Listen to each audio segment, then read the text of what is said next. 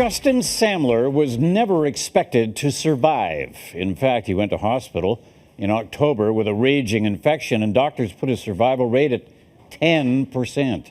Tonight, the follow-up you've been waiting for and the role that CityNews viewers played in his amazing recovery. Avery. Gord, Justin will next week be released from the rehab center that taught him how to live his life again. It's a result of an incredible amount of work, as well as the kindness of complete strangers. Tonight, the inside story, one man's faith of steel. The next thing I remember was just waking up in a hospital bed. We met Justin Samler in the very darkest moment of his life, in a small hospital waiting room where he could barely make it through our interview without breaking down. So then they told me, "It's okay, Justin." Even in the midst of what can only be described as a medical nightmare, this 27-year-old pastor was a pillar of strength. why be angry or upset when things can be worse? A mysterious strep infection turned septic, ravaging Justin's body. Doctors had to amputate both hands at the mid-forearm and both legs below the knees. It just slides down. And now 9 months have passed. If you asked me before if I would be able to do this, I'd probably tell you no. There's no way, right? But you learn to cope with what you have to.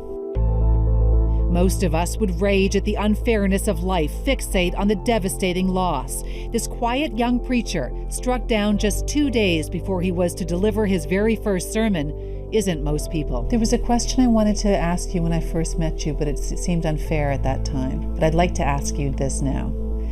You're a young man with a massive faith. Has your faith been tested by what's happened to you? Everybody gets tested in their own ways. So yeah, of course this is like a test, and everybody has their own. It might not seem as big as this, or somebody else might have a bigger problem than I do. I kind of always knew that I was going to be okay. I never really doubted that. I knew I was always going to get up and walk. I knew I was always going to do everything I could do normally. It was just, when was it going to happen? Look up. And when it did happen, it was one of the most powerful mother-son moments of Justin's remarkable recovery. Sitting on the bed, and then I texted her. I said, "Oh, come back upstairs." I turned the corner and he was standing there, and I can't even describe it. And now I'm crying like he said I would, but I can't even describe just that moment. Seeing him upright, it was amazing. So I got up, and then I walked over, and then she walked in the room. As soon as she saw me, she started bawling.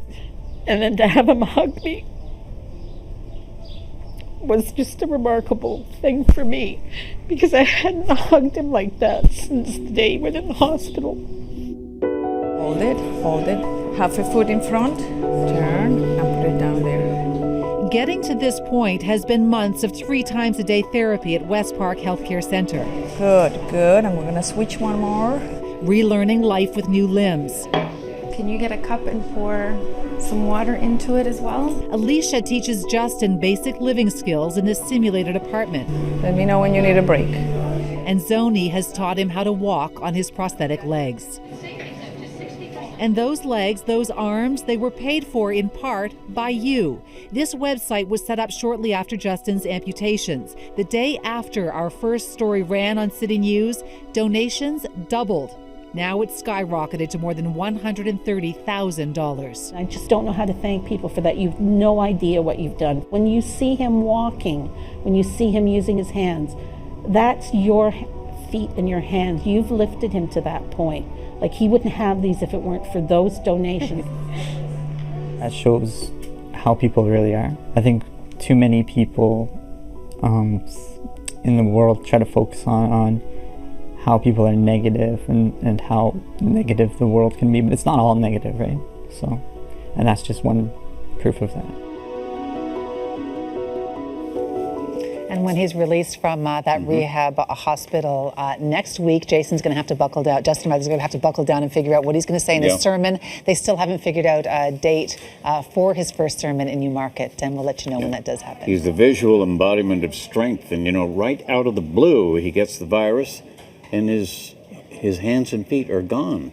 They couldn't save them, and it's one of those things where they just don't know how he got that infection, the strep infection. The interesting thing is he's friends with Ms. Desjardins, who we did a story on, who had necrotizing fasciitis, who was also at West Point, West Park, who lost her arms and legs in the same manner, and they've become good friends. Similar to one of our Herbie patients this year, 7-year-old boy from Poland. Doctors wanted to remove his feet. He'd already had fingers removed, and Mom dug in her heels and said no, and they were able to save his feet at Sick Kids Hospital. So, right out of the blue, you'd have no idea this is going to happen, and there you go. And he's so positive. The fact that he manages to focus on what he has instead of what he's lost is an amazing inspiration. Yeah, we wish him well. You can reach out to Avery on Twitter, the address @CityAvery. The Inside Story runs every Tuesday and Thursday on City News. All segments are up on our website, citynews.ca.